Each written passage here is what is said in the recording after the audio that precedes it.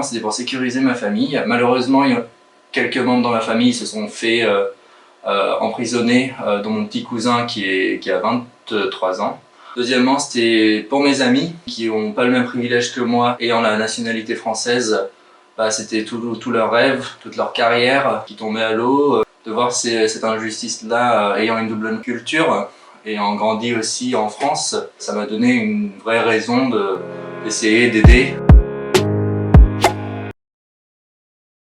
Le premier but qu'on a eu lors de la Révolution, c'était d'essayer de faire un appel à l'international avec une campagne de sensibilisation. Donc tout cela a commencé avec un post sur internet que j'ai publié sur ma plateforme de musique. C'était une publication, on a fait un appel à tous les photographes et vidéastes freelance à nous envoyer leurs photos et vidéos contre la junte militaire. Mais il fallait faire une sensibilisation locale parce que tout le monde était tellement confus, ils avaient peur, et puis il fallait donner des messages d'espoir et puis aussi de faire un équilibre pour la santé mentale du peuple, quoi. On a aussi contacté l'association Canvas, qui est le centre appliqué des actions non violentes. On a commencé à étudier les idéologies et puis les stratégies qui ont été utilisées partout dans le monde, et puis d'essayer de les recréer et les adapter à la culture birmane et puis à la révolution qu'on avait en Birmanie. Faire des actions non violentes, ça a commencé à être